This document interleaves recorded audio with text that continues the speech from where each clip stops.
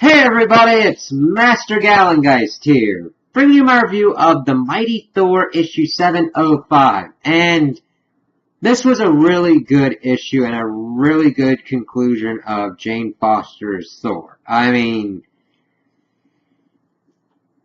just how everything went and the beautiful artwork that accompanied it, it's just like out of the pages of Ragnarok with all of the color and the splashing of blood and fire and just destruction. It's very well done, and I think it does justice to Jane's Thor in this. So this issue starts off and, fittingly enough, calls back to Jane talking to Heimdall so long ago, to when she was pretty much asked him to open the Bifrost. She's heard this voice in her head and showing her turning into Thor for the first time and picking up Mjolnir from the moon. And then it shows all the carnage of her going up against Mangog. And this is just a brutal, great fight. We see her taking him on. We see Odin being like, listen. We see at first Jane realizing the fact, holy crap, this is Mangog. I mean, I've gone up against some other things before. I mean, I've gone up Destroyer, Odin, War Thor, all that kind of stuff. Phoenix. This thing, this is going to be a little bit hard. And seeing Odin be like, that's not going to hold him because she melted a statue on top of him. I'm like, yes. And just Odin being an asshole.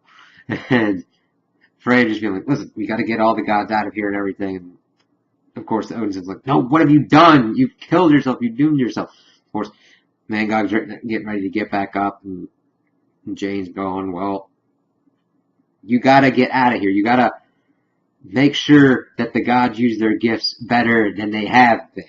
And now we just see her and Mangog going at it and pretty much getting into their ideology. Mangog thinking that the gods deserve this hate and this destruction because they have not used their gifts well, that they have been remiss in their duties to helping people and doing the job that they should be doing. Whereas Thor is like, no, listen, they haven't done things at certain points, but they've saved us when we haven't deserved it as well. So getting into that, and him saying, knowing that she is not exactly a god, and that she's hated the gods as well. Her thinking that, yeah, they've made some mistakes, but they should be given a chance just as we've made mistakes and given a chance as well. Him going on the fact that they deserve this hate and just given to it, this divine and just hate pretty much. And she goes, I can't do that. And seeing Randor just like smack her down and everything, and like, why do you do this? And she says she does it for love. And I know that sounds corny and everything, but it's very well presented here. It's two different ideologies at work. Jane is fighting to protect the things that she loves. Odinson, Earth, the people, the gods, even though that she hasn't really liked what the gods have done, she's willing to give them that chance. That's what has always been in the core of Thor. And I think seeing this throughout this whole thing play out, we're seeing also the redemption of Odinson's worthiness as well. Because we had learned that Nick Fury said to Odinson that maybe Gore was right. And I think that Jane doing this way has really shown him that Gore's not right. Here we are seeing this other thing like Gore trying to tear and destroy everything in Asgardia, sending it in the sun, and Thor fighting against it. And as she smacks Mangog into the sun, and everyone's like, wow, because all the guys have gotten off, and Odin's like, why didn't I think of that? But of course, it doesn't work.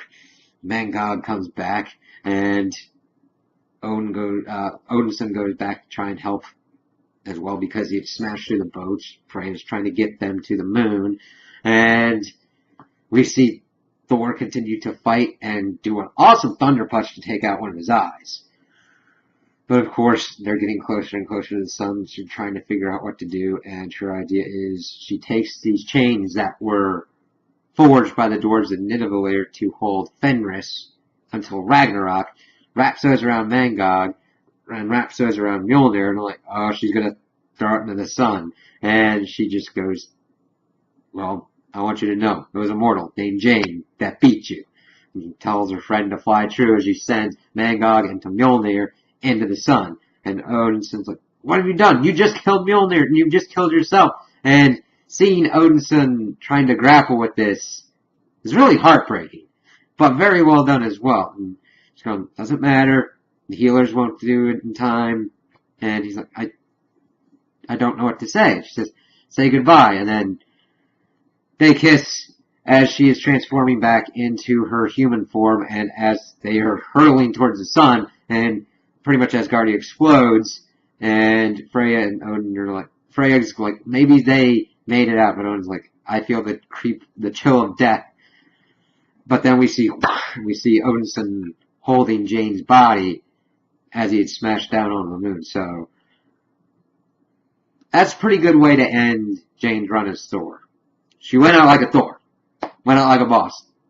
Kicking Mangog's ass.